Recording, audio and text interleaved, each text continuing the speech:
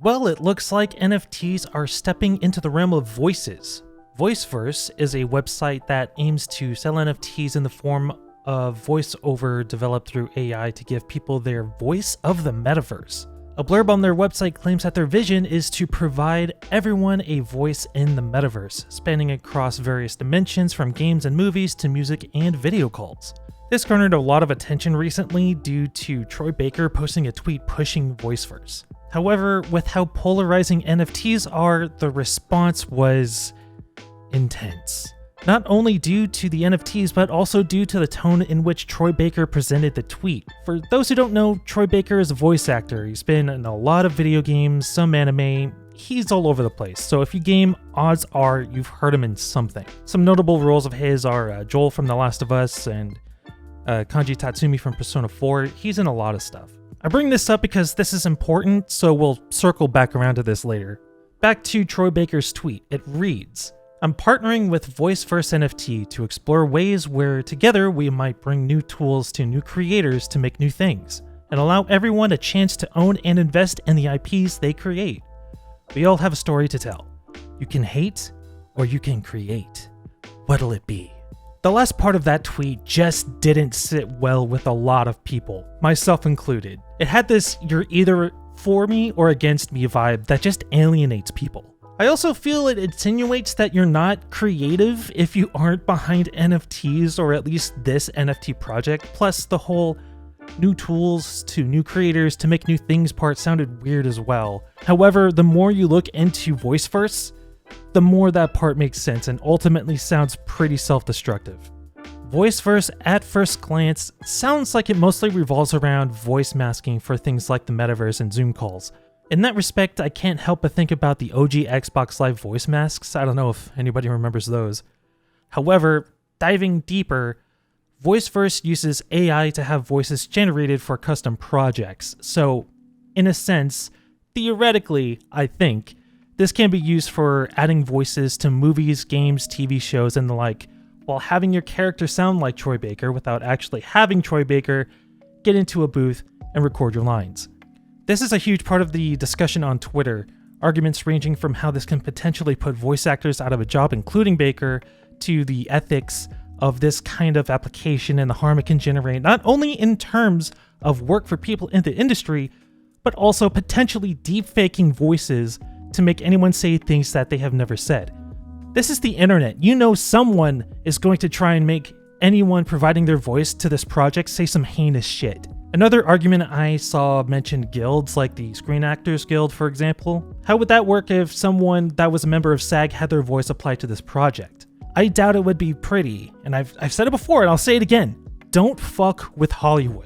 This goes a bit further when an individual on Twitter claimed that I think it's either the AI or just the voices developed through the AI in question, was their work, which made Voiceverse look even worse. The tweet comes from 15AI, who wrote, "I've been informed that the aforementioned NFT vocal synthesis is actively attempting to appropriate my work for their own benefit. After digging through the log files, I have evidence that some of the voices that they are taking credit for were indeed generated from my own site." As you would expect, these tweets blew up and sparked a huge discussion on this whole concept. It seemed like most parts of Twitter were criticizing both Voiceverse and Troy Baker, and I totally get it. However, things get a little crazy because a totally unrelated account at one point had a tweet that utilized tools from Voiceverse, supposedly. Chubbyverse tweeted a small video that presumably had a voice from Voiceverse, and Voiceverse playfully replied, "I wonder who created the voice for this?" Of course, 15AI came through, quote tweeting saying, "Certainly not you." Following that exchange, Voiceverse publicly responds to 15AI and apologizes. They tweeted the following saying, "Hey 15AI, we are extremely sorry about this. The voice was indeed taken from your platform, which our marketing team used without giving proper credit. Chubbyverse team has no knowledge of this. We will make sure this never happens again." To which 15AI responds with, "Go fuck yourself." It doesn't end there, however, as a tweet surfaced from Kellen Goff, who is a voice actor who recently played Glamrock Freddy in Five Nights at Freddy's Security Breach, who said regarding the matter, "Voice synthesis of people that didn't consent to have their voice synthesized is bad. Period. None of the VAs I've talked to who've had their voice synthesized on 15.ai agreed to it, or were even approached. Just want to put that out there. If you go to 15AI's website, which is simply just 15.ai, you'll see a number of characters from different properties available for voice synthesis. Not only that, there is an entire spreadsheet of planned additions to the site as well. In addition to all of this, there is a disclaimer on the site that says if you use a voice line created via 15.ai synthesis, you must give credit linking to the site in your project, and it cannot be mixed with another TTS application that's text-to-speech for the same character. To sum it up, 15AI is asking you to credit the site in your projects you use synthesis for that the voice talent did not consent to be a part of, let alone the owners of the properties in question. On a regular day, I'm all for giving credit where credit is due, but come on, man. With this whole thing on fire, both Voiceverse and Troy Baker made follow-up posts, starting with Voiceverse making a long thread about how everyone involved gave their permission, that they're aware of the shortcomings, acknowledging the effect on the environment, things like that. And then Troy Baker quickly speaking up via another tweet saying the following: I always want to be a part of the conversation, even if sometimes that finds me in the midst of a loud one. Appreciate y'all for sharing your thoughts and giving me a lot to think about. I'm just a storyteller out here trying to tell my story to whomever will hear and hoping I can help others do the same. Sometimes it works, sometimes it doesn't. I'm grateful there are those who are passionate about their stance and not only feel safe to express that, but also have the means to do so. The hate create part might have been a bit antagonistic. Hope y'all will forgive me for that. Bad attempt to bring levity. Anyway, feel free to resume the conversation or not as you please. I appreciate those with truth showing it, those with support offering it, and those with anger doing their best to express with it. Metal horns.